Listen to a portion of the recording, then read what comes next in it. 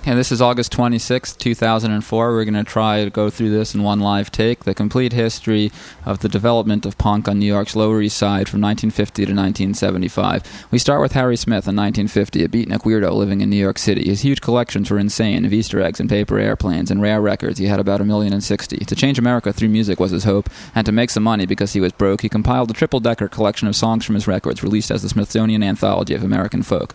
On a Monday morning, just about 9 o'clock, the great ship Titanic began to reel and rock.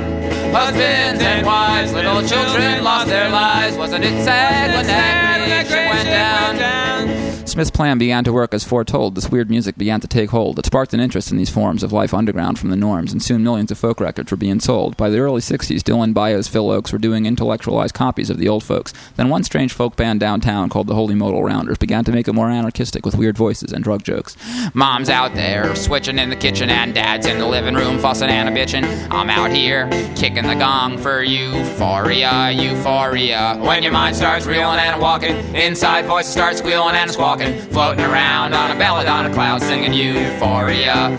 In 64, that was. Then in 65, Lou Reed and John Cale in a Ludlow Street dive had a similar musical spin, also on acoustic guitar and violin, with even more New York street drug jive.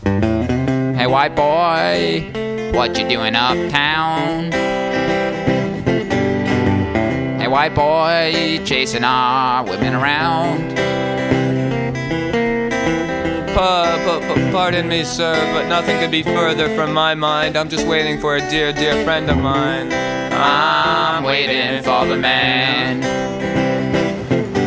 In 65, the Rounders met other beatnik intellectual thugs on East 10th Street who called themselves the Fugs. In April, they were recorded by Harry Smith, doing the punkiest songs yet to exist, lo-fi noisy shit about poetry, sex, and drugs. I don't have a bedtime, I don't need to come, for I have become an amphetamine bum. If you don't like sleeping and don't want to screw, then you should take lots of amphetamines too.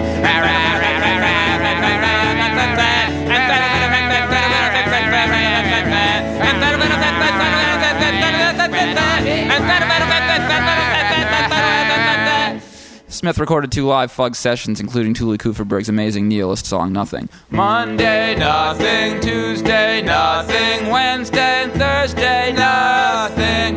Friday for a change, a little more, nothing. Saturday once more, nothing.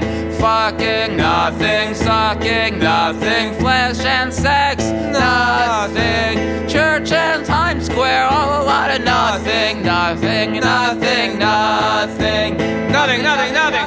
Nothing, nothing, nothing, nothing. The Fugs were real poets with real topics to speak out, and through the underground scene, this crude music could leak out, beginning the punk idea that anybody could do it without needing much musical ability to it, and this new crude music was soon labeled Freak Out. In 66, the Fugs signed to New York label ESP. The same label put out a band called The Gods, spelled with a Z. The Gods accomplished the feat of making even the Fugs music sound sweet, with the least musical folk rock racket in history.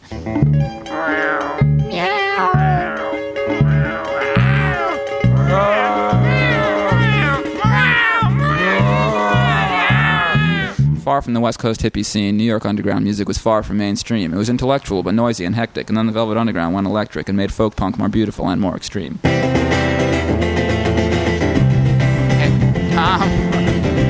Waiting for the man. $26 in my hand. Up to Lexington, 125. No sick and dirty, more dead than alive. I'm waiting for the man.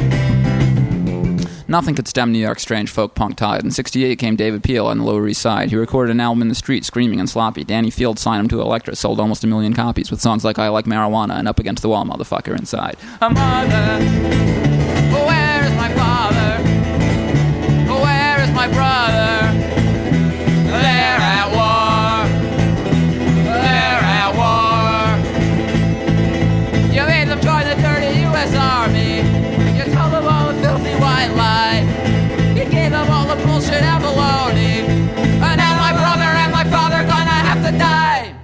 Strangest of all, on East 10th Street in 68 were the duo Silver Apples, who managed to create 2 futuristic albums of noise, rhythm, and poetry, creative to the point of underground obscurity. It doesn't sound like punk or anything else, but it sounds great. Oscillations, oscillations, electronic evocation, the sounds reality. Spinning magnetic fluctuations, wave on wave configurations that dance between the poles of sound and bind my world to song. The Stooges were a freak-out band in Detroit, and folks ignored them until Danny Fields brought them to New York and had John Cale from the Velvets record it. And while most acid rock was turning into progressive, the Stooges instead pushed the raw and aggressive, and Iggy Pop sang about degradation and boredom. 1969, okay, all across the USA. Another year for me and you. Another year with nothing to do. Another year for me and you. Another year with nothing to do. In 1970, David Peel's second album came, with some amazing songs and some a little lame. In most pre-punk histories, Peel gets forgot because he was a hippie singing songs about pop, but his second album is the first album with the real sound that electric punk rock became. We are from the Lower East Side. We don't give a damn if we live or die. We are from the Lower East Side. We don't give a damn if we live or die. And even though it was 7 years before it was something the Clash would do, Peel mixed punk with reggae and the amazing song I Want to Kill You. 1, 2, 3, 4. You call the people of the future generation. Ah. You call the people in a world of aggravation. Ah. You call the people in a life of demonstration. Ah. We gotta change the world before annihilation. Ah. Gonna get a rifle and I'm gonna get a gun. I am out to kill you and I'll have a little fun. I am out to murder you, I'm going to attack. I am gonna kill you, you're the monkey on my back. Oh, I wanna kill you. Kill, kill, kill. I wanna kill you. Kill, kill. In 71, Lester Bangs first writes the word punk to describe 60s enthusiastic teenage rock junk. 72, Lenny Kaye puts out the 60s garage comp Nuggets and coins the phrase punk rock in the liner notes of it, though punk rock would soon come to mean something different from what Lester and Lenny thunk. They meant raw 60s pop songs. I feel depressed, I feel so bad, 'cause you're the best girl that I've ever had. I can't get your love, I can't get affection. Oh, little girl, psychotic reaction. And it feels like this.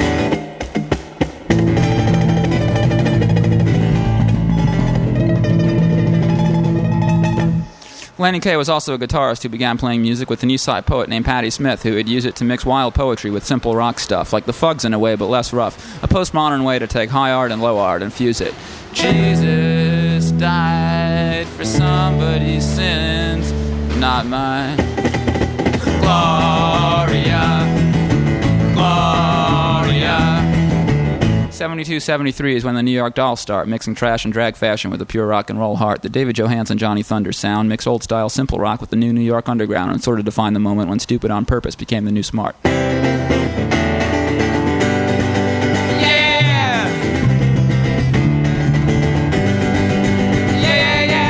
Prima ballerina on a springtime afternoon. Change on into a wolfman, howling at the moon. That personality crisis, you got it while it was hot. It's always hot to know that frustration and heartache is what you got. The Lower East Side began punk fashion as well, with ripped clothes and spiked hair worn by a poet named Richard Hell. Hell was in television, the Neon Boys, the Heartbreakers, the Voidoids, and he wrote the song that gave the new 70s punk generation its first anthem, Yell. I was screaming, get me out of here, before I was even born. It's such a gamble when you get a face. It's fascinating to observe what the mirror does, but when I die, it's for the wall that I set a place. 'Cause I belong to the blank generation, but I can take it or leave it each time. I belong to the generation, but I can take it or leave it each time. 74, CBGB starts having punk shows with television, Patti Smith and the Ramones. 75, punk fanzine begins then. The whole thing moves over to England. England steals all the credit. That's how it goes. The end. This is Jeffrey Lewis, Jack Lewis, our friend Tyler. Thank you.